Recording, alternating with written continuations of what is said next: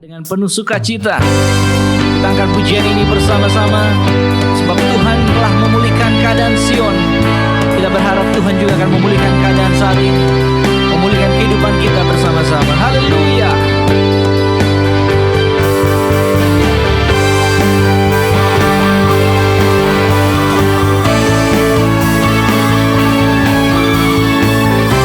Berikan penuh dengan sukacita. Angkat suaramu, katakan, marilah kita berjalan maju. Marilah kita berjalan maju, menabur benih yang pasti tumbuh. Allah setia, Tuhan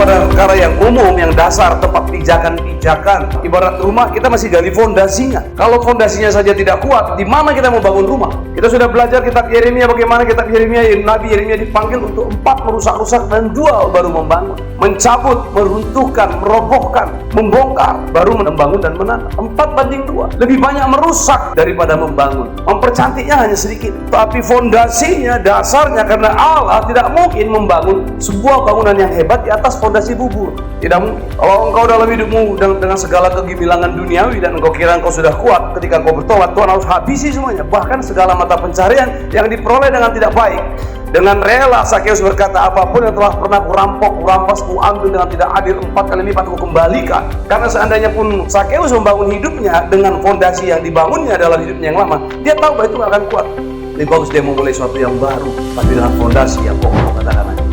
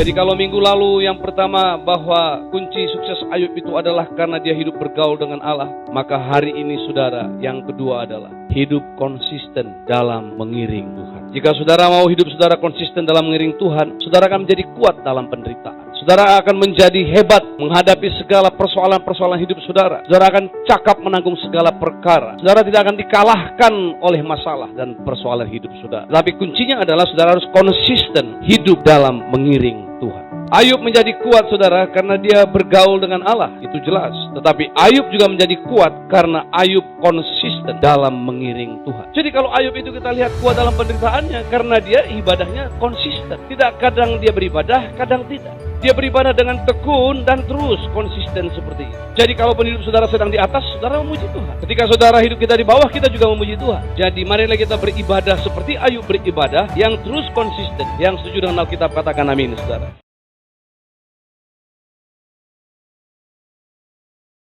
Anggur baru, haleluya.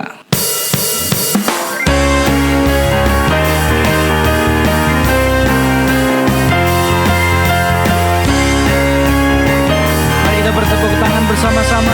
Katakan Roh Kudus. Roh Kudus tercurah di tempat ini. Urapannya yang ajaib memulihkan umatnya.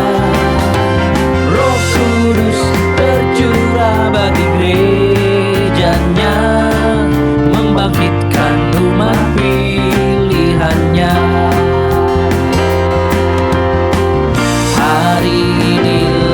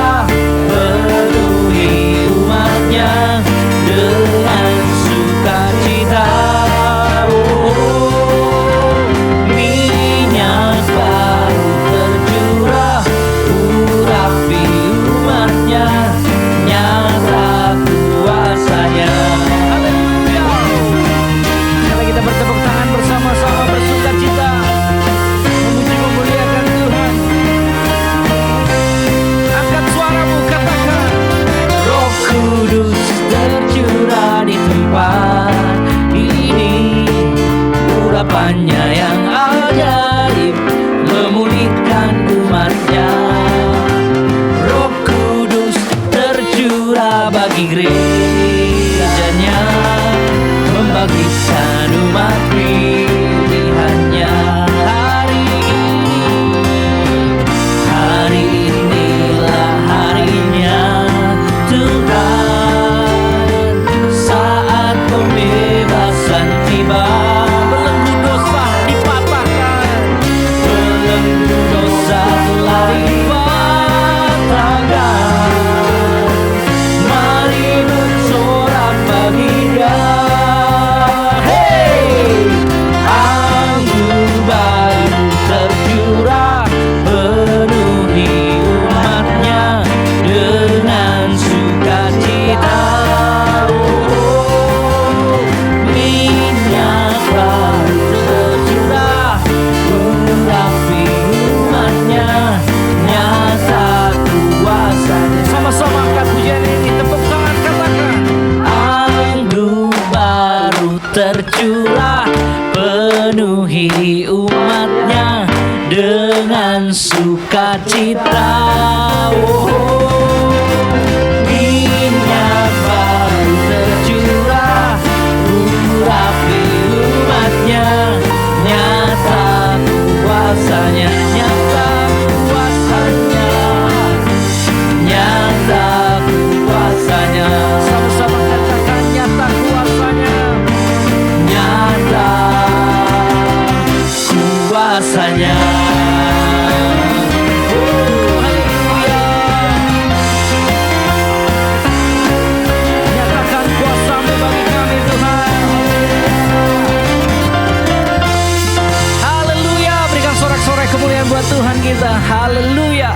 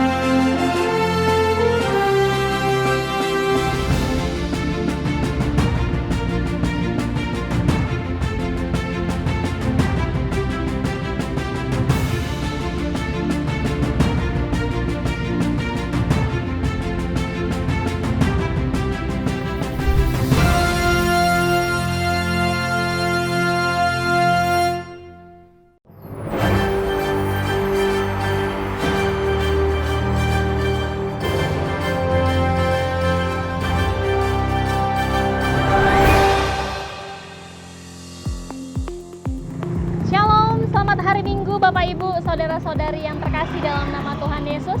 Senang rasanya bisa menyapa Bapak Ibu, saudara-saudari kembali dalam ibadah online service GBI Sola Gracia Padang.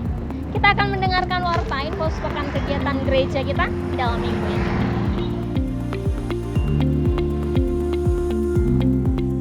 Kami menyapa Bapak Ibu, saudara-saudari yang baru pertama kali hadir beribadah bersama-sama dengan kami melalui layanan online service GBI Sola Gracia Padang. Hadirlah bersekutu beribadah bersama-sama dengan kami setiap minggunya melalui online service GBI Sola Gracia Padang. Karena GBI Sola Gracia adalah rumah bagi kita bersama. Bagi Bapak Ibu, saudara-saudari yang membutuhkan pelayanan khusus seperti doa, konseling, baptisan, ataupun pelayanan-pelayanan lainnya, dapat menghubungi sosial media Sola Gracia Life Center atau melalui kontak yang tertera di layar berikut. Berikut jadwal ibadah kategorial GBI Sola Gracia dalam minggu ini.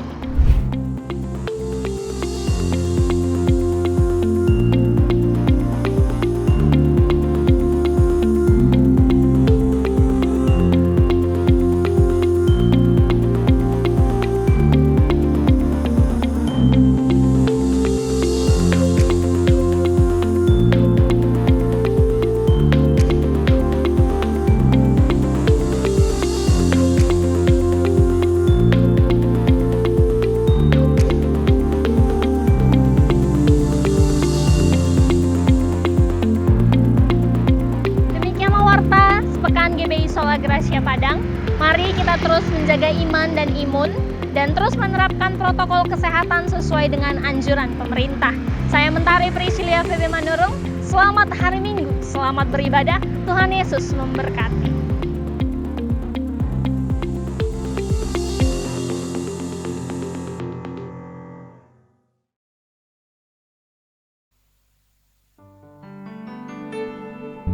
Shalom Bapak Ibu, Saudara-saudari yang terkasih dalam nama Tuhan Yesus.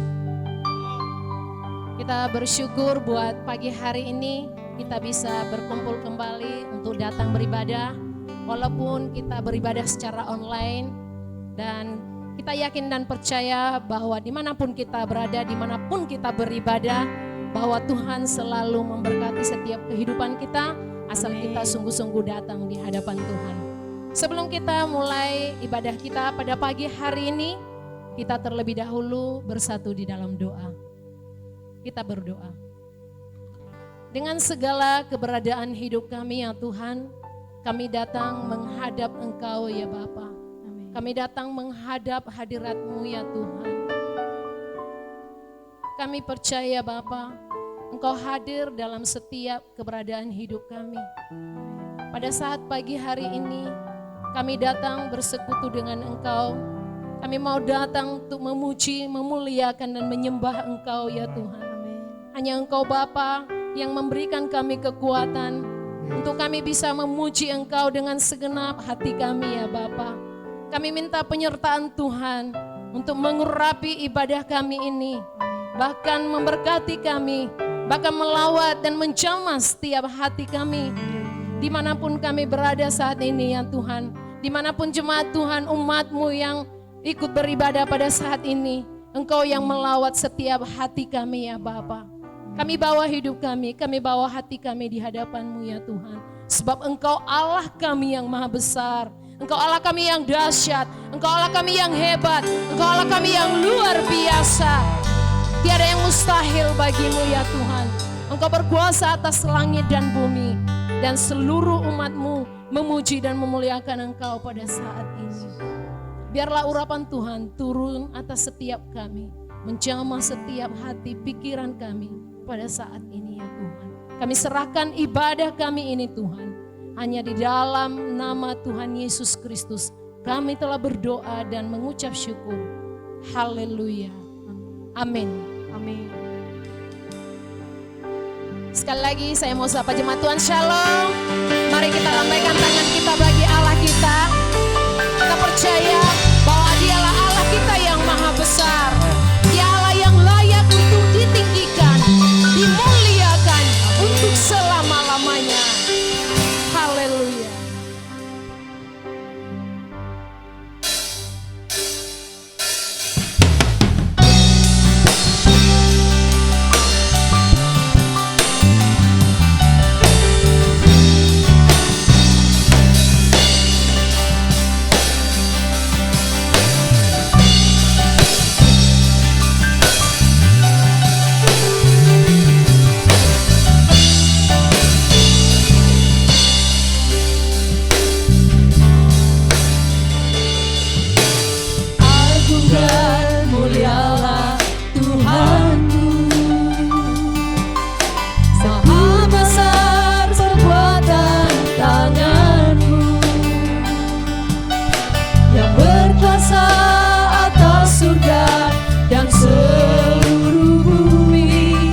Siapa yang dapat seperti Kau Tuhan? Agung dan mulialah Tuhanku, Maha besar perbuatan tangan-Mu. Aku datang dan bersujud dalam hadirat-Mu, memuja Engkau seumur hidup. Katakan sembah Kau, Allah yang maha besar. Ku tinggikan Yesus keselamatanku. Ku sembah Kau, Roh yang kudus, kekuatan hidupku. Ajaib Tuhan, sungguh Engkau mulia. Haleluya. Mari jemaat Tuhan, sekali lagi kita naikkan pujian ini bersama-sama. Agung dan mulialah Tuhanku, sempurnalah perbuatan tangan-Mu, yang berkuasa atas surga dan seluruh bumi. Siapa yang dapat seperti Kau Tuhan? Agung dan mulialah Tuhanku, Maha besar perbuatan tangan-Mu. Kami datang di hadapan-Mu, ya Tuhan, datang dan bersujud dalam hadirat-Mu, memuja Engkau seumur hidupku. Sembah Kau, Allah yang maha besar. Ku tinggikan Yesus keselamatanku. Ku sembah Kau, Roh yang kudus, kekuatan hidupku. Ajaib Tuhan, sungguh Engkau mulia. Ku sembah Kau, Allah yang maha besar. Ku tinggikan Yesus keselamatanku. Ku sembah Kau, Roh yang kudus, kekuatan hidupku. Ajaib Tuhan, sungguh Engkau mulia. Ku sembah Kau, Allah yang maha besar. Ku tinggikan Yesus keselamatanku. Ku sembah Kau, Roh yang kudus, kekuatan hidupku. Ajaib Tuhan, sungguh Engkau mulia. Sembah Kau, Allah yang maha besar. Haleluya. Ku tinggikan Yesus keselamatanku. Inilah pengagungan kami di hadapan-Mu. Sembah Kau, Roh yang kudus, kekuatan hidupku. Ajaib Tuhan, sungguh sekali lagi katakan, ku sembah Tuhan. Ku sembah Kau, Allah yang maha besar. Yesus Tuhan, ku tinggikan Yesus keselamatanku. Hati kami datang di hadapan-Mu, ya Bapa. Ku sembah Kau, Roh yang kudus, kekuatan hidupku. Ajaib Tuhan, sungguh Engkau mulia. Ku sembah Kau, Allah yang maha besar. Ku tinggikan Yesus keselamatanku. Ku sembah Kau, Roh yang kudus, kekuatan hidupku. Ajaib Tuhan, sungguh Engkau mulia. Ajaib Tuhan, sungguh Engkau mulia.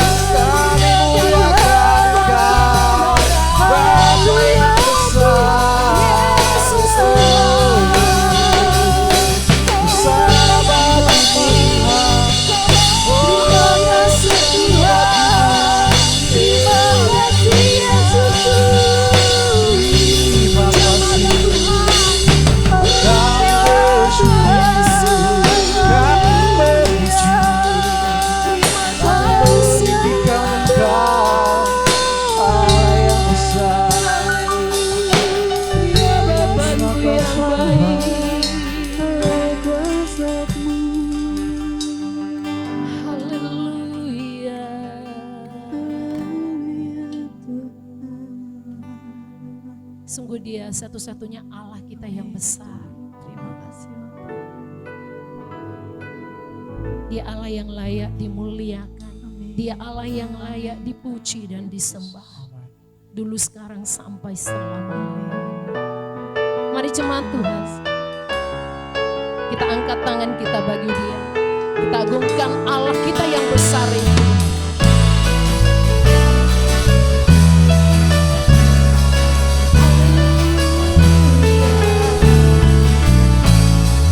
Besar Tuhan, Dia suci benar, ku percaya kuasa kasih-Nya. Besar Tuhan, Dia setia benar, pemurah dan penuh kasih. Besar Tuhan, layak dimuliakan. Besar Tuhan, layak dipuji. Besar Tuhan, angkat suaramu, angkat suaramu. Besar Tuhan,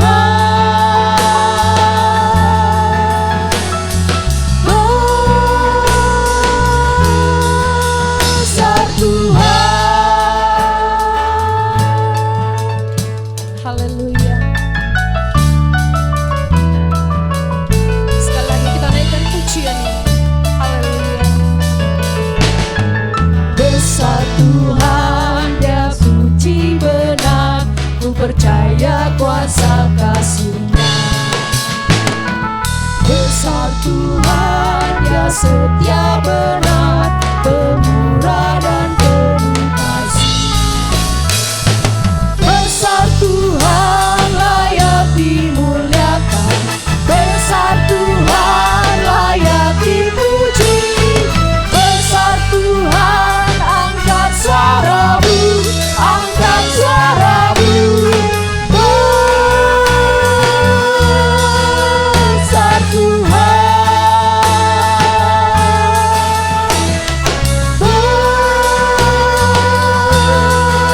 besar Tuhan,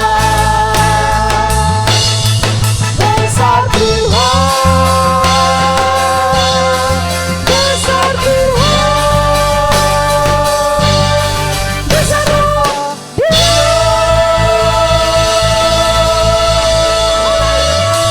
Kita sorak-sorai kemuliaan bagi Allah kita. Haleluya.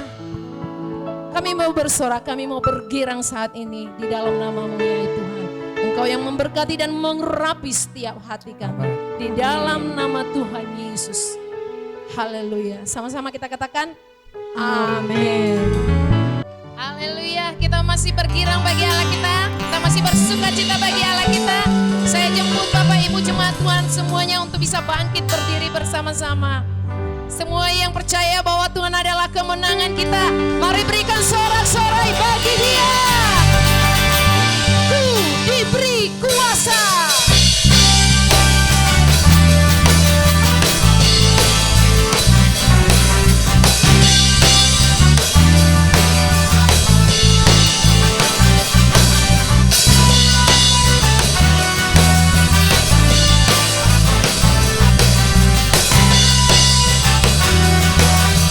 Mari sama-sama katakan. Ku diberi kuasa dari Raja Mulia, menaklukkan musuh di bawah kakiku. Pakai kuasa dari Raja Mulia, bila Allah ada bersamaku, siapa jadi lawanku? Sungguh besar Kau Tuhanku, Engkau perisai hidupku. Ku berdiri dengan iman, iman dalam Yesus Tuhan. Kau yang memberi kemenangan, ku bersorak merayakan. Terpujilah Engkau Raja segala raja. Haleluya. Dialah Raja di atas segala raja. Diberi kuasa dari Raja Mulia,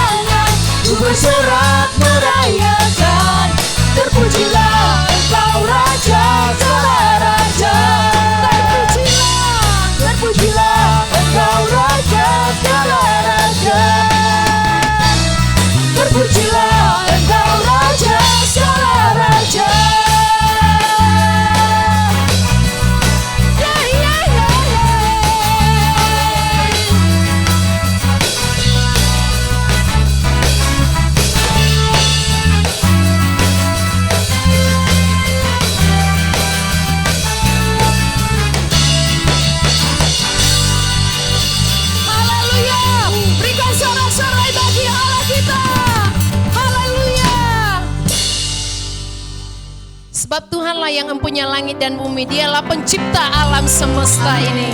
Kita akan naikkan pujian kita Bapak Ibu bersama-sama.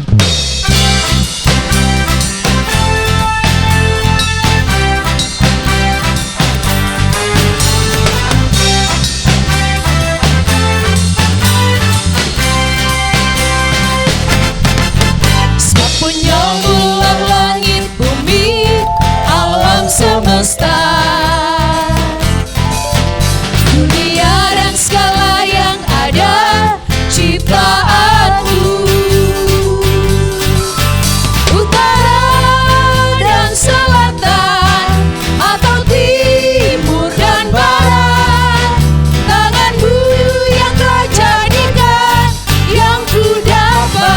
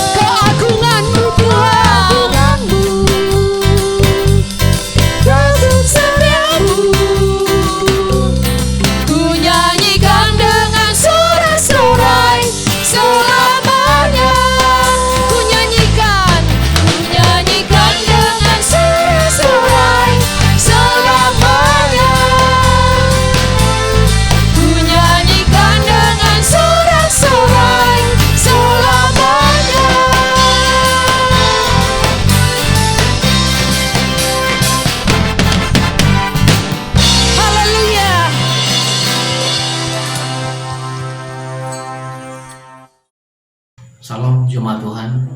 Sebelum kita memberikan persembahan kita, mari kita bersatu dalam doa.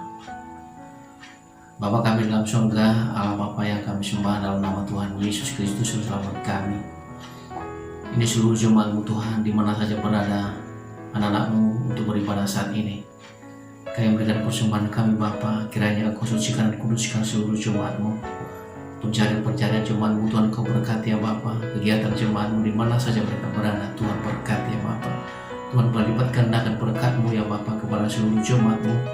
Biar Tuhan, nama Tuhan ditinggikan, dimuliakan dalam setiap kegiatan jemaat-Mu ya Bapa. Berkati persembahan kami yang kami berikan ya Bapa. Biar kami pakai untuk pelebaran kerajaan-Mu, di tempat kami beribadah ya Bapa. Terima kasih Bapa, terpuji nama Tuhan. Kau berkati seluruh jemaat-Mu yang lemah, kuatkan yang sakit, Kau sembuhkan, dan yang berbuat berat Tuhan, Kau akan jalan berat mereka. Karena Engkau selalu kami andalkan, kami agungkan dalam setiap kehidupan kami. Terpuji nama Tuhan, di dalam nama Tuhan Yesus Kristus kami berikan persembahan kami. Haleluya. Amin. Sambil membawa persembahan kita kepada Tuhan, kita naikkan pujian kita, kasih setia Tuhan besar.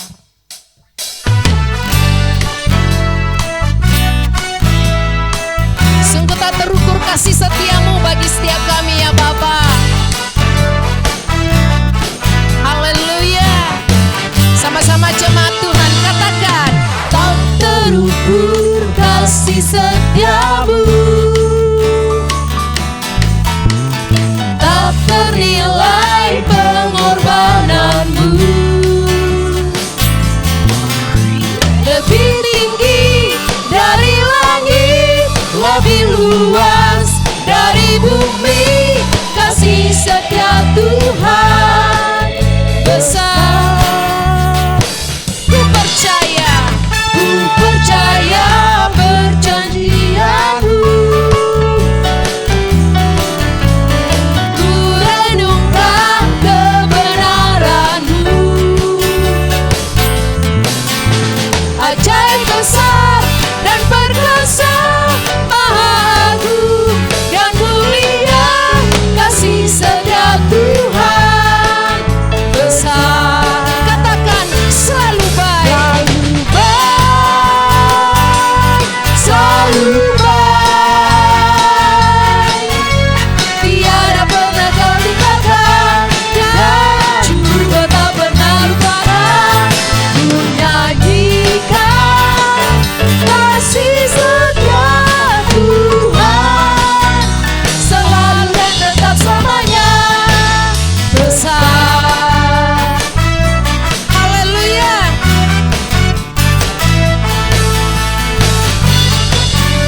Terima kasih Tuhan. Sekali lagi naikkan pujian ini. Tak terukur kasih setiamu, tak ternilai pengorbananmu. Katakan lebih tinggi, lebih tinggi dari langit, lebih luas dari bumi, kasih setia Tuhan besar. Ku percaya kebenaranmu,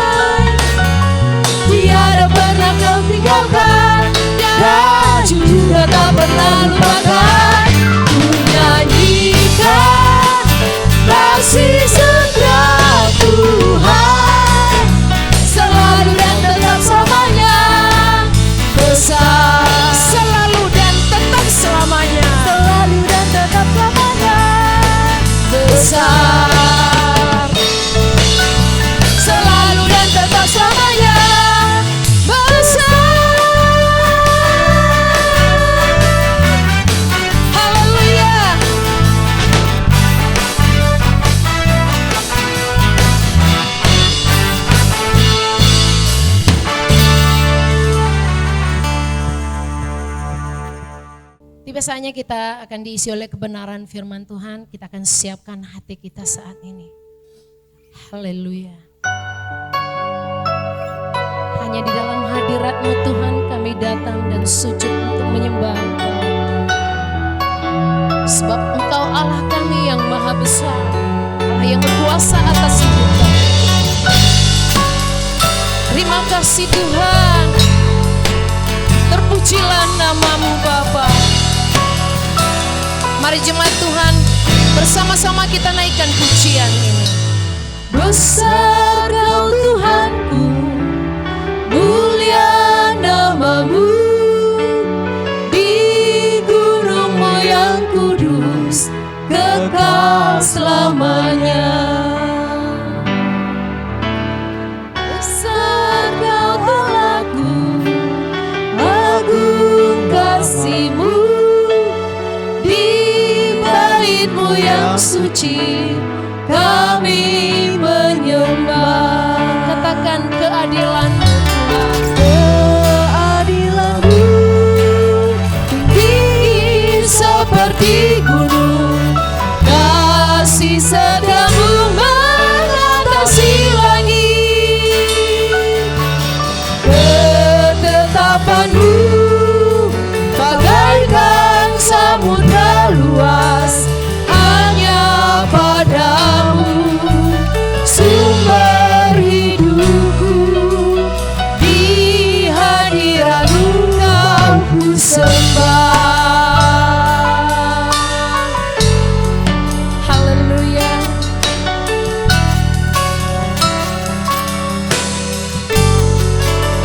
Terima kasih Tuhan. Engkaulah sumber kehidupan kami ya Bapa. Kami bersyukur kepada-Mu ya Tuhan. Besar Kau Tuhanku, mulia nama-Mu, di gunung-Mu yang kudus, kekal selamanya. Besar Kau Allahku, agung kasih-Mu, di bait-Mu yang suci kami menyembah. Katakan keadilan-Mu Tuhan. Keadilan-Mu tinggi seperti gunung, kasih setiamu mengatasi langit. Ketetapan-Mu bagaikan samudra luas, hanya Padamu sumber hidupku, di hadirat-Mu Kau ku sembah. Keadilan-Mu Tuhan. Keadilan-Mu Haleluya. tinggi seperti gunung, kasih setiamu mengatasi langit. Ketetapan-Mu bagaikan samudra luas, hanya Padamu sumber hidupku, di hadirat-Mu Kau ku sembah. Hanya Padamu sumber hidupku, di hadirat-Mu Kau ku sembah. Hanya Padamu sumber kehidupan kami ya Tuhan. Padamu sumber hidupku, di hadirat-Mu Kau ku sembah. Haleluya.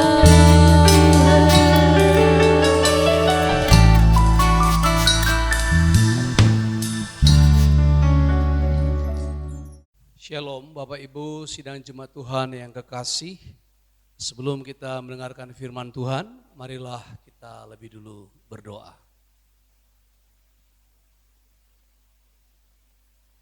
Kami bersyukur kepadamu Bapa yang baik, di dalam Yesus Kristus Tuhan kami.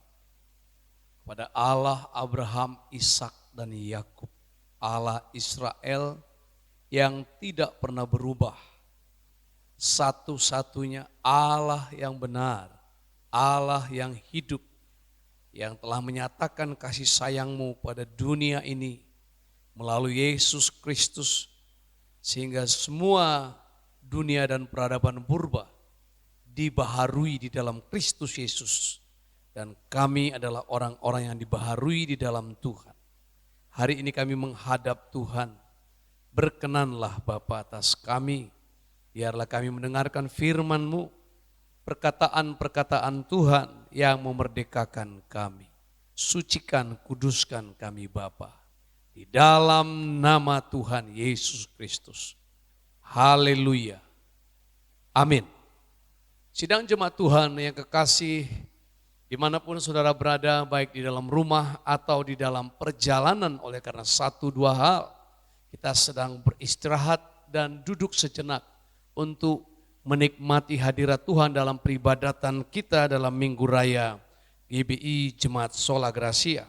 Kita akan mendengarkan firman Tuhan tentang topik yang saya sudah janjikan akan saya sampaikan beberapa kali, 10 bahkan 11 minggu, tentang penyembahan, menentang penyembahan terhadap Allah asing. Kita sudah melihat bagaimana Tuhan menentang berhala-berhala di Mesir ketika Ia membuat sungai Nil menjadi darah dan membuat kata-kata berkeriapan memenuhi bumi Nil, bumi Mesir, dan semua telah dinyatakannya. Dan hari ini kita akan membuka Alkitab kita dari kitab Keluaran, lanjutan dari pembacaan-pembacaan yang lalu, yaitu Keluaran 8 ayat 16 sampai dengan ayat 19. Keluaran pasal 8 ayat 16 sampai dengan ayat 19, beginilah bunyi firman Tuhan. Berfirmanlah Tuhan kepada Musa, katakanlah kepada Harun, ulurkanlah tongkatmu dan pukulkanlah itu ke debu tanah. Maka debu itu akan menjadi nyamuk di seluruh tanah Mesir. Kita tahu bahwa salah satu kebanggaan di Mesir itu adalah debu lumpur yang berlapis-lapis, yang membawa kesuburan untuk sekitarnya dalam dunia pertanian.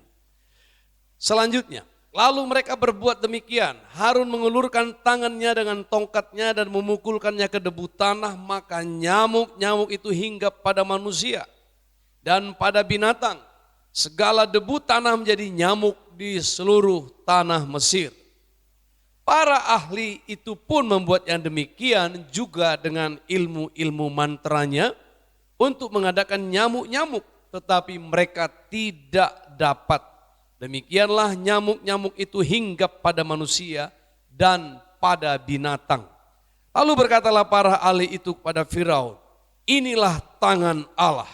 Tetapi hati Firaun berkeras dan ia tidak mau mendengarkan mereka seperti yang telah difirmankan Tuhan.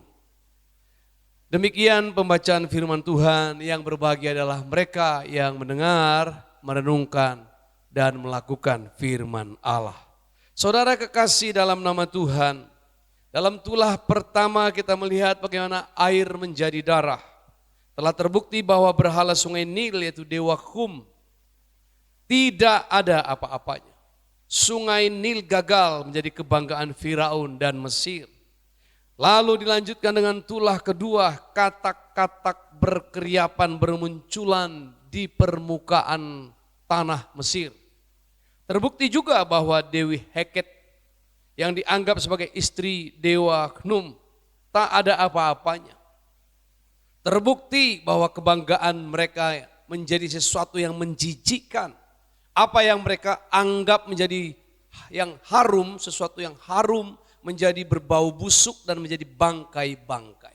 Perhantaran banyak bangkai-bangkai kata, bau busuk menjijikkan, bau bangkai menjijikkan, dan itu membuat penyakit-penyakit baru muncul di Mesir. Saudara, lalu tulah yang ketiga, tanpa pemberitahuan Tuhan memerintahkan pada Musa supaya Musa memerintahkan kepada Harun memukulkan tongkat itu, dan lalu muncullah nyamuk-nyamuk. Kinim dalam bahasa Ibraninya, kinim. Saudara kekasih dalam nama Tuhan, Secara logika sangat alami bahwa Mesir yang sudah cemar sejak bagaimana timbul tulah pertama air berubah menjadi darah, lalu di dalam sungai Nil sudah tidak ada lagi kehidupan, maka semua makhluk-makhluk hidup mati, sudah saya jelaskan minggu lalu, hanya yang makhluk amfibi yang bisa melompat keluar, tapi itu pun juga mati karena sudah lebih dulu mengalami bencana di dalam sungai Nil, lalu berubah menjadi bangkai-bangkai busuk dan berbau amat tidak sedap, mencegah, membuat segala sesuatu menyengat dan menjijikkan di penciuman dan kehidupan orang-orang Mesir. Lalu saudara, sisa-sisa bangkai itu menjadi debu kotor dan oleh Musa debu itu dipukul menjadi nyamuk. Bermunculanlah nyamuk-nyamuk, sangat banyak jumlahnya. Nyamuk, saudara bisa bayangkan bagaimana nyamuk begitu banyak, enggak siang, enggak malam. Berterbangan, kita saja kalau mau tidur ada suara satu nyamuk saja. Kalau saya lacak sampai dapat, baru saya bisa tidur tenang. Selama dia masih nging di telinga saya mengganggu dan saya tidak bisa tidur, saya harus nyalakan lampu dan saya buru itu nyamuk sampai dapat, setelah itu baru saya bisa tidur nyenyak. Nah saudara, ketika nyamuk-nyamuk itu bermunculan, wajar saja karena kata sudah tidak ada lagi. Jadi saudara bisa bagaimana melihat kalau kita mau melogikakan Mesir sudah tidak ada kehidupan, keluar katak sudah mati dan nyamuk-nyamuk biasanya dimakan oleh katak-katak, kodok-kodok katak-katak itu adalah termasuk pemangsa nyamuk. Dia hanya mengangkat mulutnya, dia makan itu. Tapi sekarang tidak ada katak lagi yang memangsa nyamuk. Nyamuk menjadi banyak dan nyamuk ini cepat sekali berkembang biak. Lalu saudara bisa melihat bagaimana nyamuk pun menjadi bertambah-tambah jumlahnya. Saudara kekasih, sangat logis kalau ada pun orang-orang yang skeptis bahwa itu tidak mungkin. Itu semua cuma dongeng, itu semua cerita, kisah-kisah di Keluaran itu adalah cerita-cerita yang tidak logis. Bisa saja orang berkata seperti itu. Tapi kita bisa percaya logis sekali nyamuk semakin banyak karena pemakan nyamuk yaitu kata sudah tidak ada lagi, sudah habis. Kita tetap percaya Tuhan pencipta langit dan bumi berkuasa menjadikan nyamuk-nyamuk itu. Amin saudara. Nah saudara kekasih dalam nama Tuhan, jadi sekalipun ditinjau dari segi logika, kalaupun kita mau masuk bahwa logika berpikir seperti yang pernah dikatakan oleh seorang filsuf René Descartes yang berkata bahwa segala sesuatu harus diuji ilmiah, harus dibuat uji-uji yang secara ilmiah untuk membuktikan dan semua bisa dipertanggungjawabkan kalau tidak hanya sebuah tahyul saja. Nah saudara, saya mau katakan bahwa kita tahu bahwa orang-orang realisme itu mempertuhankan realita. Orang-orang yang mempertuhankan kenyataan, fakta-fakta, menganggap hal-hal yang tertulis di Alkitab menjadi dongeng belaka, hal-hal tahyul belaka. Segala sesuatu harus secara logis, masuk akal, barulah mereka bisa mempercayainya. Tapi Tuhan sanggup membuat apa yang tidak masuk akal menjadi masuk di akal, dan apa yang tidak menjadi mungkin menjadi mungkin, dan itu hanya bisa dipahami, itu hanya bisa dimengerti oleh orang-orang yang beriman. Itulah hebatnya dimensi iman, saudara. Ia dapat menembus alam logika yang tidak terselami. Mereka berkata, aku berpikir maka aku ada. Sementara orang beriman berkata, aku percaya, itu sebabnya aku berkata-kata dan aku menghidupinya. Jadi orang beriman itu memperkatakan apa yang dipercayainya dan menghidupi apa yang dikatakannya. Saya ulang saudara. Kalau kaum realism atau para orang-orang yang memuja-muja logika, mereka mengatakan aku berpikir dan aku ada. Tapi orang-orang percaya berkata, aku beriman, aku percaya, sebab itulah aku berkata-kata. Dan dengan perkataan-perkataan itulah aku hidup, aku melangkah, aku bertindak. Sehingga sepadanlah kata dengan perbuatan didasari oleh iman. Sekalipun orang-orang lain yang tidak percaya mungkin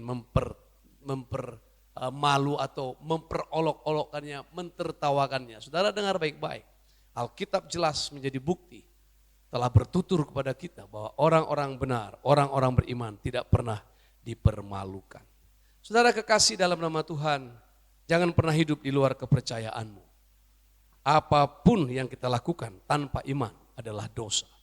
Kitab suci berkata orang yang melakukan segala sesuatu tanpa iman, dia berbuat dosa. Jadi jangan pernah hidup di luar kepercayaan. Hiduplah dalam kepercayaan, dalam bingkai iman. Hiduplah dengan kebenaran-kebenaran dan kebenaran itulah yang akan memerdekakan kita. Jangan pernah hidup berdasarkan pengertian-pengertianmu sendiri.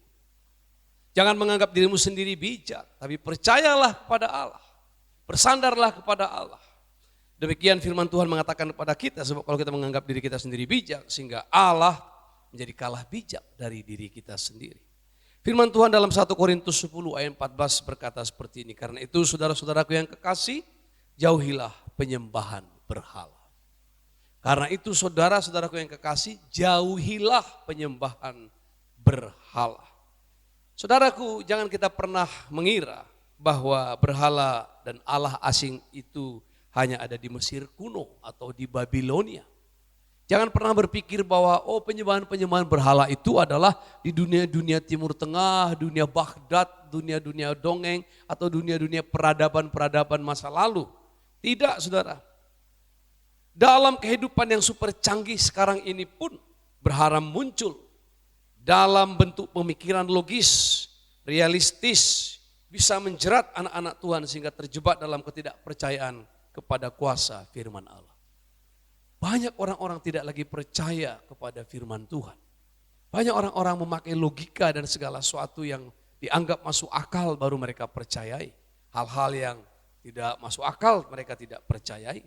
Saudara, saya hendak menolong pemikiran logis. Maksud saya bukan saya mau pro realism atau mau pro orang-orang pemuja logika. Tapi kalau kita mau merujuk kepada pendekatan logika pun, semua yang Tuhan kerjakan, kalau mereka mau analisis uji ilmiah, semua menjadi betul, saudara.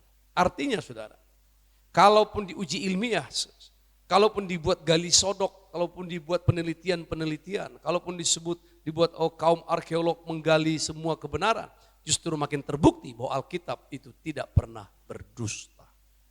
Sudah terbukti Tuhan, para ilmuwan-ilmuwan melakukan penelitian-penelitian, dan membuktikan bahwa peradaban-peradaban dalam Alkitab, kebenaran-kebenaran firman Tuhan, peristiwa-peristiwa, kejadian-kejadian di dalam Alkitab adalah bukti-bukti sejarah.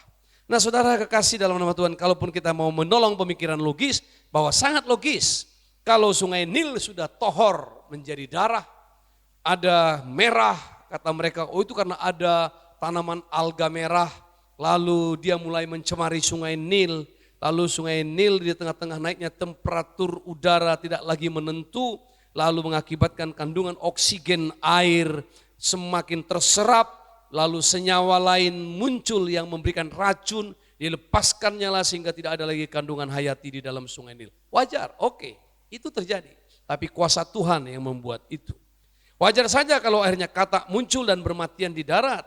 Sanitasi sudah rusak, debu kotor mulai muncul, nyamuk-nyamuk tak lagi dimangsa karena kata-kata sudah habis dan mulai bebas nyamuk terbang ke sana sini dan menjadi bencana yang besar. Saudara kekasih dalam nama Tuhan, itu adalah hasil tindakan-tindakan uji ilmiah. Ada seorang bernama Curtis Malloy dan John Marr, ahli epidemiologi dari Inggris, mengadakan uji ilmiah tentang itu. Bahkan tentang sungai atau laut Teberau yang pernah terbelah juga pernah diadakan uji ilmiah. Mereka katakan itu terjadi karena ada gempa bumi di Pulau Kreta. Ya boleh saja saudara, lalu air laut tersedot, boleh saja, silahkan. Tapi kita tahu bahwa kuasa Tuhanlah yang membuat semua itu. Bukankah firman Tuhan berkata langit dan bumi adalah ciptaan dan buatan tangannya, miliknya, punyanya seluruhnya. Saudara kekasih dalam nama Tuhan, terbukti bahwa dalam perkamen Mesir kuno pun ada catatan bahwa sekitar 3.000-an tahun yang lalu pada masa-masa silam ada wabah epidemi yang melanda Mesir. Ada epidemi yang melanda Mesir. Tetapi saya tetap percaya bahwa Israel sudah menjadikan, Allah sudah menjadikan nyamuk-nyamuk itu oleh kuasanya. Saudara, Tuhan menjadikannya. Bisakah Tuhan menjadikannya? Bisa. Boleh saudara. Sanggup Allah melakukan itu. Dari yang tidak ada dijadikan yang ada. Kalau saudara masih ingat saudara peristiwa Yunus yang mulai menggerutu, yang mulai dongkol, jengkel hatinya karena ditunggu-tunggu, dinanti-nantikannya Niniwe ternyata tidak dimusnahkan oleh Tuhan. Lalu dia pergi ke atas bukit, duduk, dan tumbuhlah pohon jara di belakangnya seketika. Langsung pohon jara itu besar. Jadi kita bisa melihat bagaimana pohon jara Yunus bertumbuh besar, lalu sebentar lagi layu dan mati. Lalu Yunus makin marah. Apa maksudnya? Saya mau mengatakan bahwa pohon jara itu bisa tumbuh seketika tanpa mengalami proses yang wajar. Bisa. Nyamuk-nyamuk dijadikan Tuhan? Bisa. Karena dialah yang menjadikan segala sesuatu. Dan kalau kita melihat bagaimana jara bisa tumbuh, bisa mati, pada penciptaan Tuhan pun di Kejadian pasalnya yang pertama ayat ke-11, bahwa di situ diciptakan lebih dulu pohon-pohonan daripada matahari. Walaupun kita tahu ilmu alam, ilmu fisika mengatakan bahwa matahari adalah sumber energi, bahwa mataharilah yang memberikan sinar terang kehidupan kepada semua makhluk-makhluk hidup, terutama tumbuh-tumbuhan.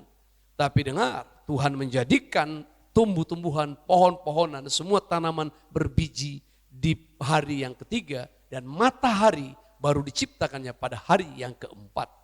Berarti tanpa matahari Tuhan sudah lebih dulu menjadikan pohon-pohonan dan semua alam tumbuh-tumbuhan. Saudara kekasih dalam nama Tuhan, tulah ini juga muncul. Seperti tulah 1 dan seperti tulah 2. Tapi tulah ini tanpa pemberitahuan karena Tuhan sudah marah. Firaun ingkar janji. Beberapa hari lalu ketika kata-kata muncul, Firaun berjanji akan mengizinkan Israel keluar untuk pergi menyembah Allah. Tapi ternyata Firaun ingkar. Firaun mengkhianati perjanjiannya dengan Tuhan. Dia tetap mengeraskan hatinya. Lalu ahli-ahli sihir, jampi-jampi mencoba melakukannya. Tapi ternyata mereka tidak mampu. Sudah masuk dalam tulah yang ketiga, ahli-ahli sihir, ahli-ahli jampi di Mesir. Kenyataannya tidak mampu, saudara. Mereka bahkan berkata, tidak mampu, hanya Tuhan saja. Inilah tangan Tuhan, kata mereka. Mereka sudah menyerah. Nah, saudara kekasih dalam nama Tuhan Yesus, perhatikan baik-baik. Berpikir logis itu penting. Tetapi menjadikan logika menjadi berhala dan Allah baru juga adalah dosa. Berpikir logis itu penting, tetapi menjadikan logika menjadi berhala dan Allah baru juga adalah dosa. Jikalau semuanya bisa kita cerna dan kita cermati, untuk apalagi kita menyembah dan taat pada Tuhan. Kalau semuanya bisa kita cerna dan cermati, tapi ada hal-hal yang tidak bisa kita cerna dan tidak mampu kita cermati. Dan itulah bagian-bagian Tuhan yang harus kita percayai. Ketika saudara Nimrod membangun Menara Babel, itu juga logika. Logika Nimrod adalah supaya mereka tidak berserak kemana-mana. Supaya mereka punya monumen yang besar dan tinggi dan mereka bersatu di bawah monumen pemersatu itu. Mereka membuat monumen yang bisa mempersatukan mereka, logikanya supaya mereka tidak tercerai-berai. Tetapi sesungguhnya semangat membangun sudah menyingkirkan Tuhan. Ia telah membuang Tuhan dalam perencanaannya. Lalu Tuhan murka dan diporak-porandakan, dikacaukannya semua. Dan Menara Babel itu tidak jadi berdiri, dihancurkannya dan dikacaukannya seluruh peradaban pada waktu itu. Itulah sebabnya disebut Babel, kacau. Banyak orang sukses tidak lagi memerlukan Tuhan dalam hidupnya. Kelihatannya sih mereka masih menyebut-nyebut nama Tuhan. Tetapi sesungguhnya hatinya sangat menjauh dari Tuhan. Orang-orang yang kelihatannya beribadah, datang di kebaktian, ikut memuji Tuhan. Bahkan barangkali ada yang terdaftar dalam urutan nama majelis atau penatua, diaken-diaken di pelayanan. Tapi mereka telah bergulat dengan hidupnya sendiri tanpa pernah melibatkan atau menjadikan Tuhan sebagai satu-satunya andalan hidupnya, prioritas hidupnya. Saudara kekasih dalam nama Yesus, bagaimana kita bisa melihat hal ini? Yang pertama saya mau katakan pada kita, ketika kita tidak lagi sepenuhnya menyerahkan hidup kita kepada Tuhan, kita sudah mengganti Allah kita dengan Allah yang baru. Ketika kita tidak lagi sepenuhnya menyerahkan kehidupan kita kepada Tuhan, sudah tidak lagi memberikan hak penuh kepada Tuhan atas segala sesuatu di dalam kehidupan kita. Semua sudah menjadi dalam pengaturan kita. Kita sudah merasa paling hebat dan kita sudah menata begitu rupa segala sesuatu. Saya tidak meniadakan prinsip manajemen dalam kehidupan kita. Semua bisa kita tata, tapi tetap kita harus mengandalkan dan percaya bahwa tanpa Tuhan semuanya tidak ada apa-apanya. Saudara, saya katakan pada kita, Tuhan selalu berhak mengubah haluan dan arah perjalanan hidup kita kapanpun. Tuhan selalu berhak mengubah jalur hidup kita dengan caranya sendiri kapanpun. Tuhan berhak mengubah volume pencapaian-pencapaian dan persediaan kehidupan kita dengan kehendaknya. Ia bisa menambah, ia bisa mengurangi, bahkan ia bisa mengambil sama sekali segala sesuatu yang telah diberikannya kepada kita. Itu adalah haknya. Jangan pernah terikat dengan semuanya itu. Amin, saudara. Ada banyak orang kalau sudah kehilangan sedikit saja porsi dari kehidupannya, ya udah jengkel, sudah tidak mau ibadah lagi. Ada orang-orang kalau sudah tidak sesuai lagi pengharapannya dengan apa yang terjadi secara realita dalam hidupnya, sudah tidak ibadah lagi, sudah undur, sudah harus terpaksa datang tim visitasi gereja, tim konseling, tim pelayanan, membujuk untuk ibadah. Ada orang-orang yang sudah tidak mau lagi ibadah kategorial, sudah tidak ikut lagi dalam ibadah-ibadah kategorial, hanya ikut ibadah umum saja. Karena memang ya saya mau katakan pada kita, ada banyak orang-orang beribadah raya, ibadah umum, itu hanya menambah dan memperlengkapi status kehidupannya, status sosialnya. Karena orang kalau hidup tanpa agama dianggap tidak beradab. Kalau orang hidup tidak pernah ke gereja dianggap tidak sopan santun dan tidak menampakkan peradaban yang baik. Jadi banyak orang mencantolkan Tuhan ke dalam kehidupannya hanya untuk meningkatkan derajat kehormatan terhadap dirinya. Bukan lagi hendak mengabdi kepada Tuhan. Itu sebabnya ada orang yang mengatakan, ya udah asal kita ada di gereja itu, datang ibadah hari Minggu, gak usah banyak terlibat, gak usah banyak campur ini dan itu, gak usah bergaul dengan intens dengan sesama jemaat dan lain-lain, tidak usah ikut ibadah kategorial, hanya ibadah Minggu saja. Sudah amanlah hidup kita daripada kita tidak di gereja. Orang bilang apa kepada kita, kalau kita tidak ke gereja bagaimana nanti apa pandangan orang terhadap kita. Dan itu hanya untuk menghormati dirinya sendiri, adalah penyembahan berhala. Saudara kekasih dalam nama Tuhan, Ayub adalah pribadi yang dahsyat, luar biasa. Kaya, makmur, konglomerat pada zamannya. Dari antara teman-temannya dia lebih terkemuka. Dia didengar setiap kali bicara, tapi dia ngerti akan hal itu. Dia menyerahkan haknya kepada Tuhan. Dia tidak pernah memberhalakan apapun pencapaiannya, kesuksesannya, anak-anaknya, cucu-cucunya, harta kekayaannya, tidak pernah diberhalakannya. Terbukti ketika Tuhan mengambil porsi yang ada pada dia, bahkan mengambil semuanya sampai habis tuntas. Istrinya meninggalkannya, dia koreng-korengan, gatal-gatal, penyakit-penyakitan, dan napasnya bau sampai ditinggalkan oleh orang-orang dari jarak jauh pun orang sudah mencium bau nafas yang tidak sedap. Tapi dia tetap mempercayai Tuhan. Saudara, ada ya orang-orang yang kita tahu hari-hari ini protes kepada Tuhan. Karena adanya COVID-19, pandemi COVID-19 ini. Ada orang yang berkata, Tuhan kapan ini berakhir? Tuhan kapan ini pandemi COVID-19 ini berakhir? Sudahilah, hentikanlah. Apakah Tuhan tidak kasihan lihat orang-orang yang berkais rezeki setiap hari. Dalam PPKM mereka gak bisa keluar, mereka cari makan. Apakah Tuhan tidak kasihan banyak orang-orang yang kehilangan kesempatan dengan pandemi ini. Lalu mereka mulai banyak sekali menuduh Tuhan tidak kasihan, tidak peduli. Menuduh Tuhan tidak adil dan tidak bijaksana. Seakan-akan mereka lebih bijaksana dari Tuhan.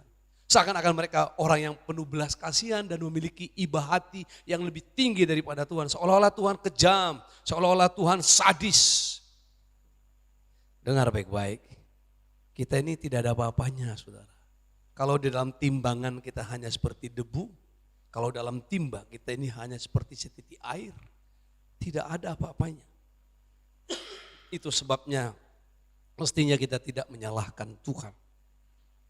Saudara, ketika saya terpapar pada tahun lalu oleh COVID-19 pada bulan Oktober tahun lalu, saya berserah.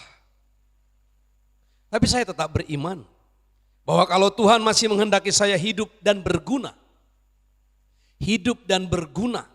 biarlah saya disembuhkan Tuhan. Biarlah saya sehat.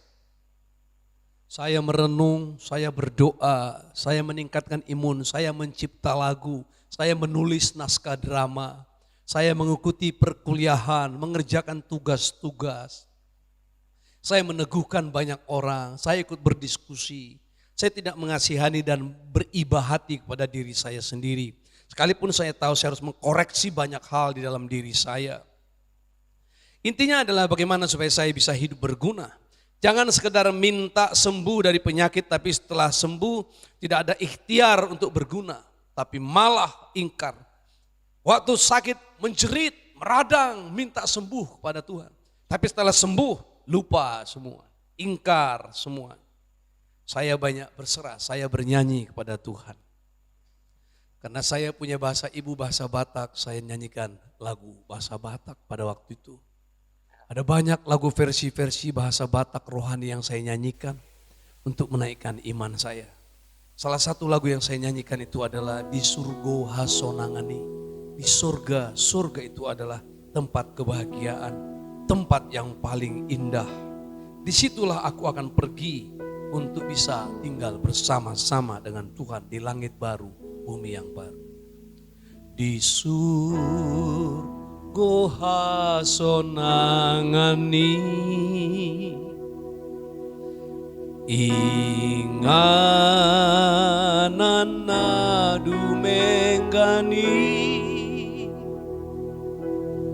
tu sinang laho mulia, asarap dohot Yesusa, tutu godang dope ado, marni ngotau di tanoo, saitos tosaku namai, lauman dapoton surgoi. Ada masih banyak orang-orang yang mungkin mengasihani kita. Ada masih banyak orang-orang yang mungkin berkata sembuh ya, sehat ya, panjang umur ya, masih banyak yang harus dikerjakan. Tapi sesungguhnya pada masa-masa krisis seperti itu, kita hanya diperhadapkan kepada kerelaan, kesiapan kepada panggilan Tuhan. Dan satu kerinduan untuk bisa berhadap-hadapan dengan Dia dalam perkenanannya. Atau kalau Tuhan kehendaki kita hidup, kita mau hidup berguna lagi lebih dari hari-hari yang lampau atas perkenanannya. Saudara, sesungguhnya ketika manusia suka memprotes, komplain kepada Tuhan, itu adalah orang-orang yang menganggap Tuhan tidak mampu dan sebaiknya dia berpikir tukaran saja sehingga dirinya yang menjadi Tuhan dan Tuhan menjadi manusia. Ini orang-orang yang sebenarnya sangat berbahaya, saudara. Saya mau katakan pada kita, dijauhkan Tuhan dari tengah-tengah kita. Jangan sampai kita berkata, Tuhan turun saja dari tahtamu, kita gantian. Aku yang menjadi Tuhan dan Tuhan yang menjadi manusia.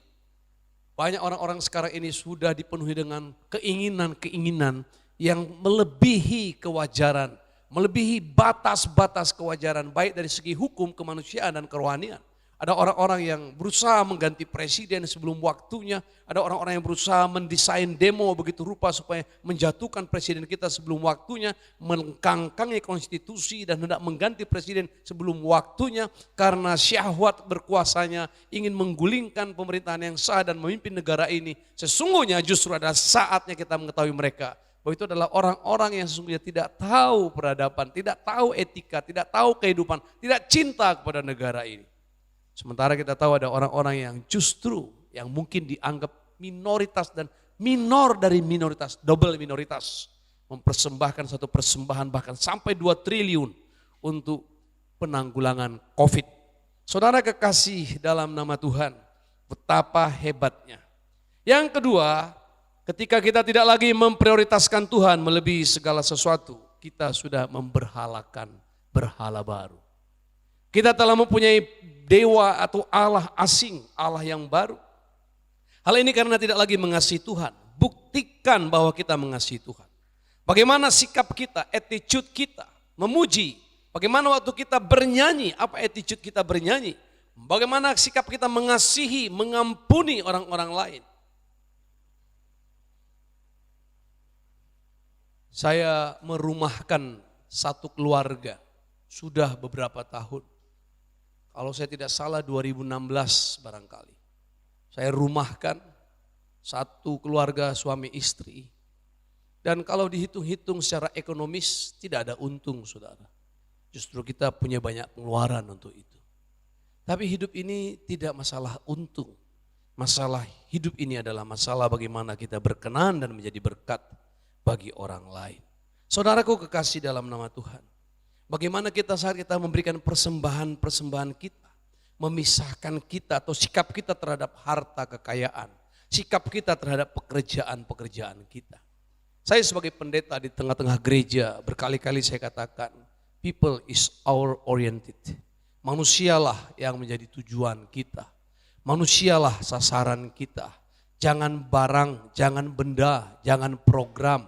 Betul kita harus maintenance semuanya dengan baik. Barang-barang harus dirawati dengan baik. Alat-alat musik, sound system dirawati dengan baik. Tapi tidak bisa rusak human relation hanya karena barang-barang. Tidak bisa rusak human relation karena program yang tidak jalan. Kita harus tetap prioritaskan hubungan baik antara manusia.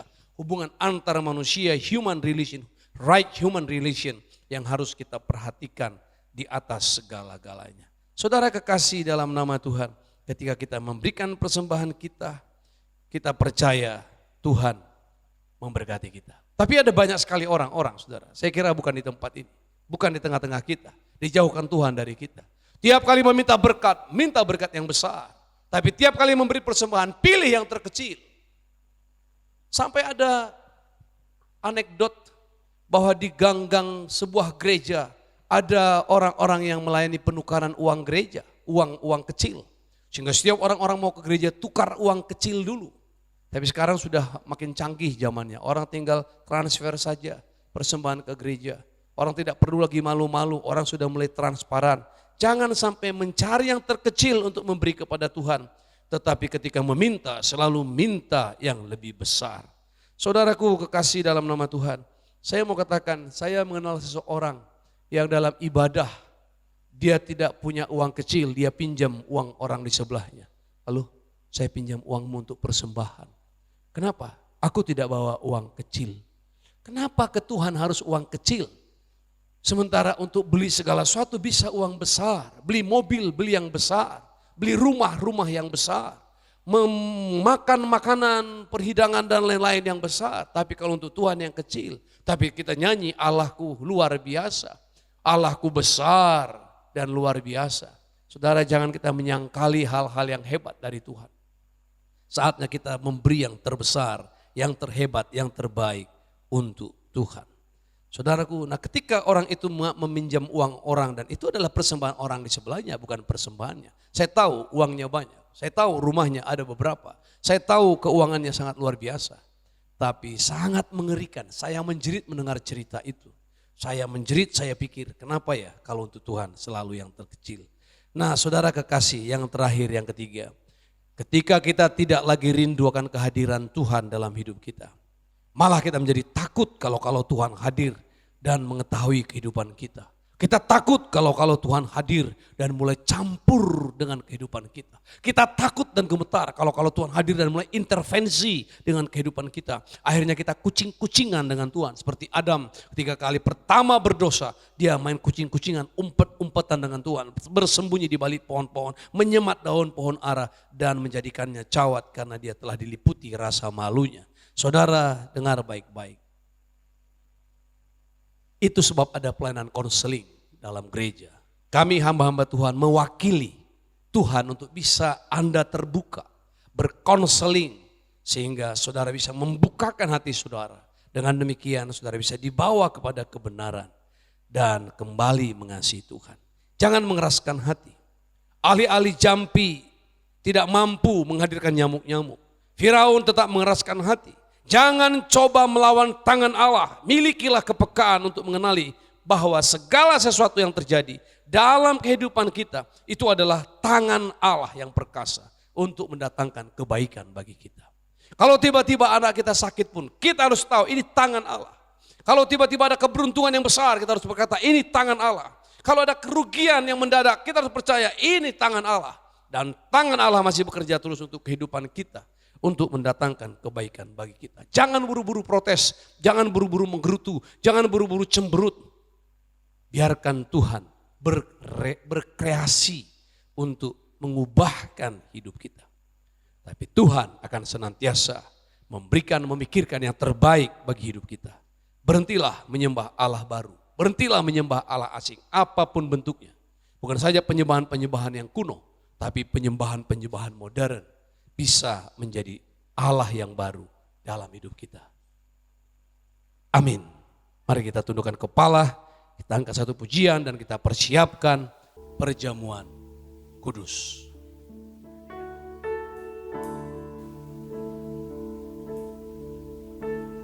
Mari kita bangkit berdiri dimanapun kita berada, di tempat kita masing-masing. Saat tiada jalan, hadapi pencobaan, Engkau ada di sana dan memberiku jawaban.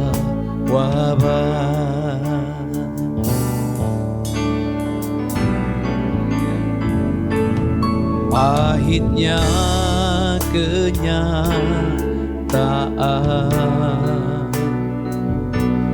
dan tak mampu bertahan, Yesus ada di sana dan memberiku jawaban. Hanya nama Yesus,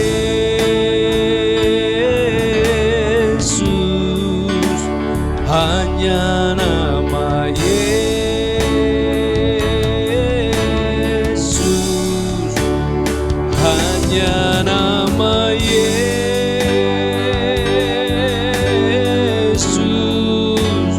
berikan ku pengharapan. Hanya nama Yesus,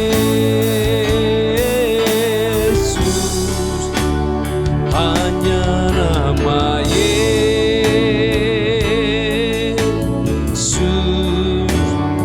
hanya nama Yesus,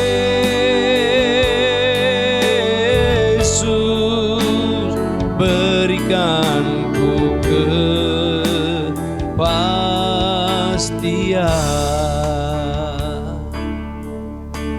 Jangan ada Allah lain bagimu di hadapanku, kata Tuhan.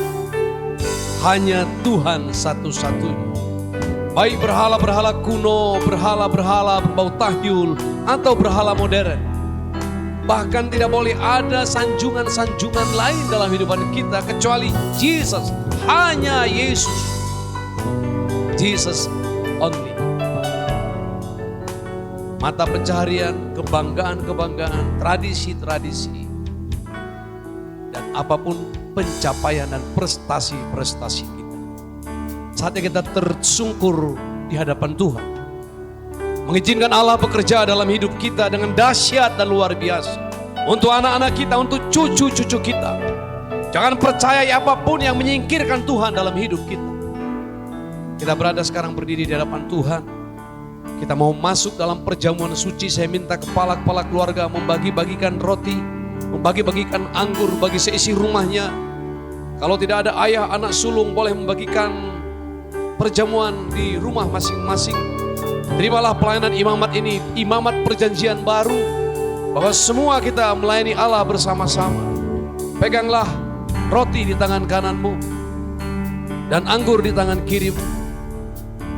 Naikkan dengan saya pujian ini, referennya saja, katakan oleh darah Yesus. Oleh darah Yesus,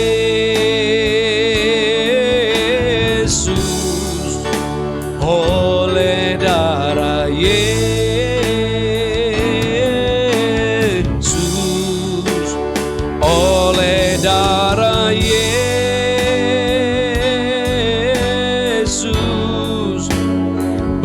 berikanku keselamatan oleh darah Yesus,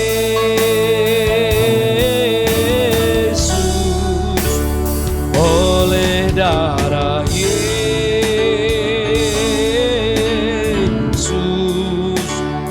oleh darah Yesus,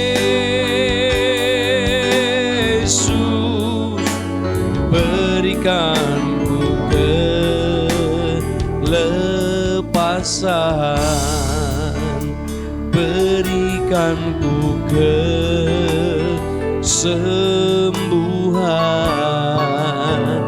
berikanku kemenangan.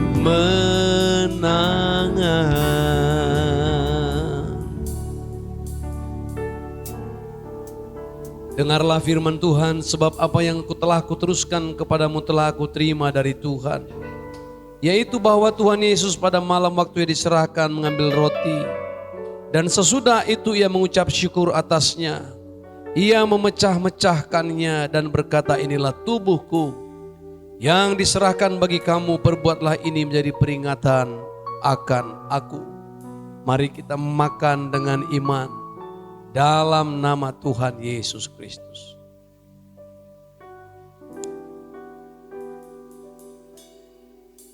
Haleluya. Sekarang ambillah cawan anggur, pindahkanlah ke tangan kananmu. Angkatlah tinggi dan dengarlah firman Tuhan. Demikian juga ia mengambil cawan sesudah makan, lalu berkata, cawan ini adalah perjanjian baru yang dimeteraikan oleh darahku. Perbuatlah ini setiap kali kamu meminumnya menjadi peringatan akan aku. Mari kita minum dengan syukur dan iman dalam nama Tuhan Yesus Kristus. Amin.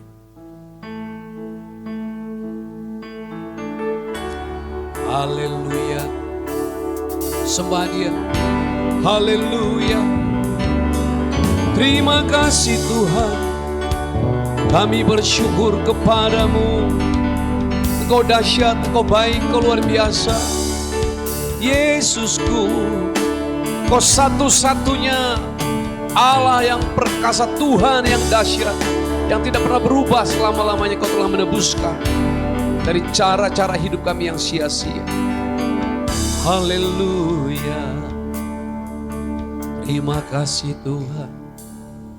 Mari angkat tanganmu sungguh-sungguh. Haleluya. Perhatikan pujian bersama saya, hanya nama Yesus. Hanya nama Yesus,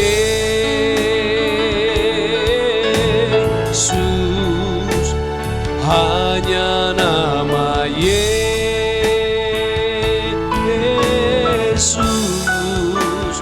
hanya nama Yesus, berikan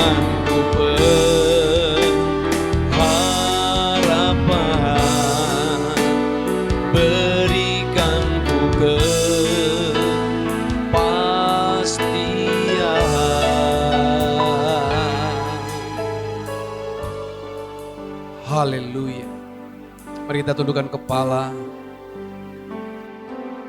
Bapa, terpujilah Engkau. Kami bersyukur telah menerima firman-Mu, bersekutu dalam firman-Mu, dinaungi Roh Kudus-Mu, bersekutu dengan tubuh Kristus dan darah Kristus dalam perjamuan suci. Tuhan berkati tiap keluarga, Tuhan berkati setiap anak-anak. Ayah dan ibu tetap diberkati, diberi pengurapan yang dahsyat, kewibawaan surgawi, sehingga tiap rumah tangga dibangun dengan takut akan Tuhan. Rumah menjadi tempat peribadatan, menjadi mesbah keluarga, dan setiap ayah menjadi imam.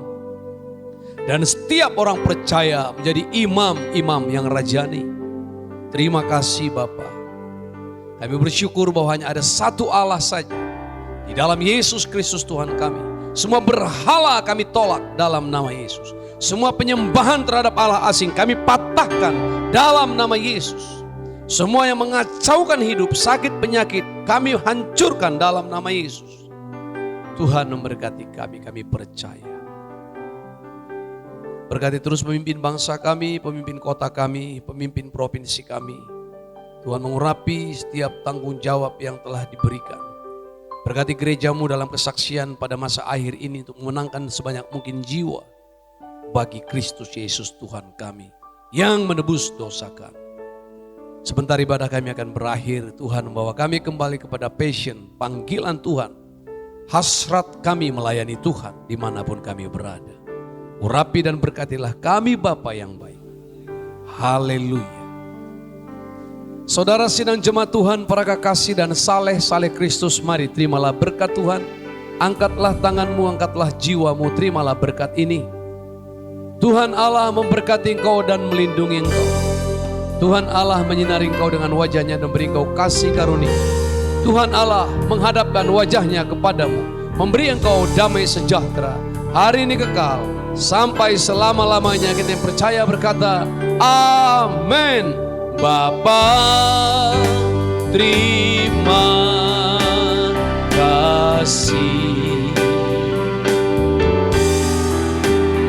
Bapa, terima kasih. Bapa di dalam surga, ku berterima kasih.